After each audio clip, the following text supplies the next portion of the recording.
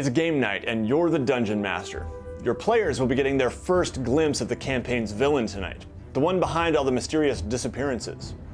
But what you intended to be a glimpse has very suddenly turned into an actual encounter. Wait, there's no way they're ready for this. He's a level 17 Oathbreaker Paladin, way out of their league this early in the campaign.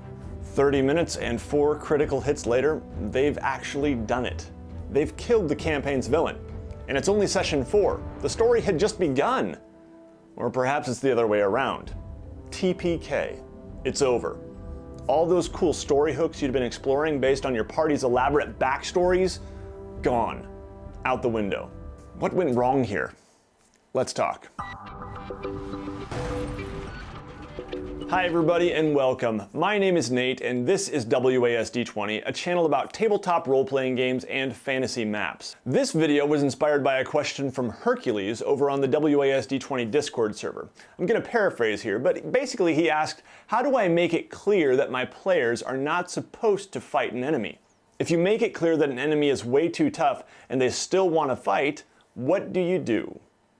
Now, this also brought up another problem I've talked to some DMs about, and that is the plight of a villain killed way too early. Or sometimes it's a friendly NPC. But anyway, so today we'll talk about these things, and I'll be mixing in thoughts on how to manage villains along with thoughts on improv and the notion of character death. But this video will not be an exhaustive treatise on making and running villains, or character death, or on improv. I should probably do separate videos on each of these topics at some point.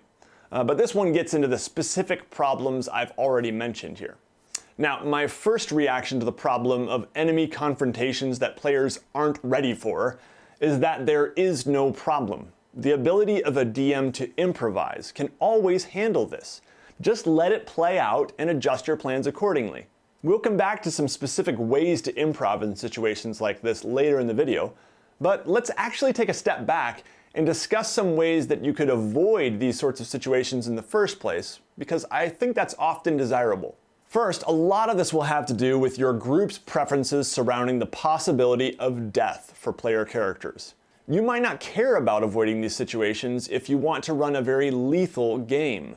Some groups like this style. A dangerous world is often an exciting world, and character death can actually really enrich the shared story and drive home the tone of your setting. Like the world of Westeros, for example. You can pretty much plan on most of the characters in Game of Thrones meeting brutal ends, in often very unheroic ways. This sets a certain tone for the world and story, and in my opinion, it's really good. It also feels more authentic to many of us when we feel that the world is a living and breathing place full of danger. And if the threats out there in the game world are always scaled to the PC's level, it can actually take something away from that feeling of authenticity. It can start to feel overly gamey.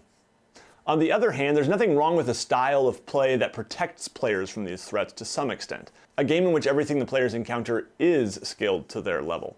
If you enjoy that style of play, your fun is not wrong. If a player thinks that their character might die every other session, they might not really put much thought into the character and won't invest very heavily in the backstory or personality or the learning to roleplay that character. I've also spoken with DMs who have players that get really stressed about the possibility of character death, even angry at the GM when things get too close to that.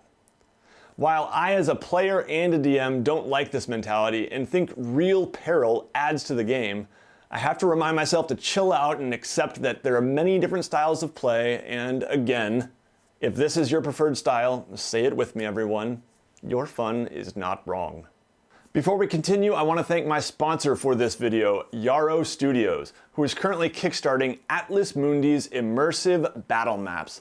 This is a big book of over 20 gorgeous battle maps that lay flat for easy play at your table right out of the book. Run your game like never before with taverns, mines, shipwrecks, and arenas ready to go at a moment's notice. Now, if you pledge for the book, you also get reusable stickers for dungeon dressing and spell effects, and digital versions of the maps. And at only $35 plus shipping for the book, it's an incredible value. Check out the link below and make sure you don't miss out on this deal. Thanks, Yarrow Studios. Now that we've considered how lethal the game should be, let's talk about the value of filling your game world with dangerous things. Even if you do prefer the less lethal route, keeping things that are above the player's level far away from them, I recommend letting your players at least hear of great threats or see them from a distance. Let them see the dragon flying overhead.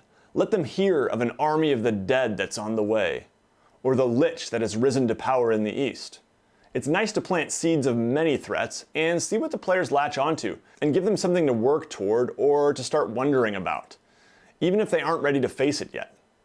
But also give them lighter quests that can be stepping stones too, so they don't view going after the dragon as the only possibility for adventure. Still, giving them glimpses of the villain can be really cool. In terms of storytelling, it can actually be really effective to have the party and the villain face off more than once. Aside from a brief violent encounter, even a death glare across the battlefield with the big bad can be really cool. That will increase the drama of the situation when they do finally face off. Next, let's talk about how to warn your players of dangerous enemies. While there's certainly room for a dangerous surprise or even an enemy that everyone seems to underestimate, in general, I prefer to communicate through the game when there is danger. There also might be situations in which the PCs are deceived intentionally about the true nature of a threat. Still, in general, I value accurate descriptions when I set up these potential threats. I'd generally rather not have my players march into a situation they thought would be easy to handle only to get completely decimated. There are certainly exceptions to this, but be aware that players might feel cheated if they die unexpectedly, and personally I prefer pretty heroic deaths, though your dice might certainly have other plans at times. Now, there are many ways to warn your players. The PCs might observe your villain doing something horrible and powerful. You can also communicate this in the way other people in the game world react to this enemy. Everyone speaks of the threat in hushed voices, and there are wives' tales about their terrible power. Some people don't even want to utter the name. Just think of Voldemort in Harry Potter. Surround the player characters with legends and lore that frighten them if it makes sense in the game. Start subtle, but feel free to get more obvious if you want. NPCs can drop pretty clear hints without necessarily saying you'll want to be level 12 before facing her. Instead, have the NPCs say, "You? I wouldn't get too close to her without some serious magical help." Which can lead to quests, weapons, or artifacts that can give the party more of a chance against this enemy. Next, a word about avoiding the fight to the death situations if your players do decide to go after your villain, or they start taking lucky shots during what was supposed to be nothing more than that their eyes lock in a death glare across the battlefield sort of moment. I recommend you give your villains a means of escape if you want them to survive long enough to make more than 1 or 2 appearances. There are plenty of spells or magic items that can help with this. If you're playing D&D 5e, think of Misty Step, Darkness, Deafness or Blindness, Invisibility, Expeditious Retreat, or Teleportation. You could even use the old cliche, the smoke bomb. Poof, he's gone. Another option is to give them a very fast mount of some kind, or even a flying mount. The Convoker in our very first Provokers campaign is a great example. He rode on a griffin. And in my home game, my villain has a young black dragon. Another option would be that the villain can summon minions to distract the party so that he or she can slip away. Now let's talk about escape in the other direction. You might want to give your players a means of escape as well, or give them the tools or hints to think that through before engaging. Some groups are really strategic and others aren't at all, so you might even want to handhold that a bit. The last thing I'll say about the fight to the death situations is that your villain just killing your NPCs outright might not be the best option. Consider the capture of a player character or two, or the entire party. Or just killing one player before the villain slips away, leaving the others to mourn and plot their revenge. In 5e, it's pretty easy for a villain just to deal non-lethal damage to knock them out and capture them. Or get more creative. Perhaps the villain uses magic to send them elsewhere, even to another plane or dimension. But in the end, if it's a good place in the story for the final showdown, I tend to think that a TPK can be an epic ending. Evil has won, and our hero's tale ends in tragedy.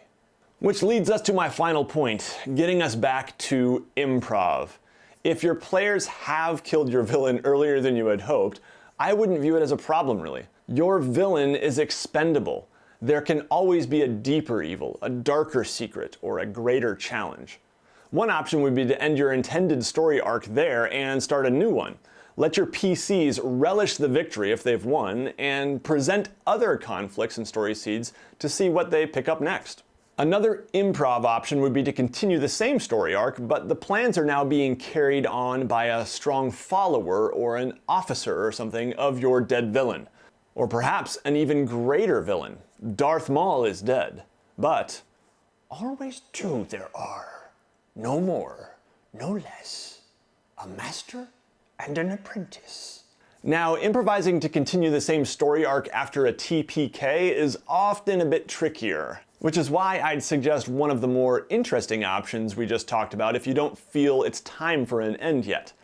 Still, a group might be able to muster up the desire to continue fighting the same evil with new characters. It's possible, but don't be surprised if they view that grisly end as the chance for a fresh start and a brand new story arc. As always, I'd love to hear what you think are some good ways to handle the situations I've discussed in this video.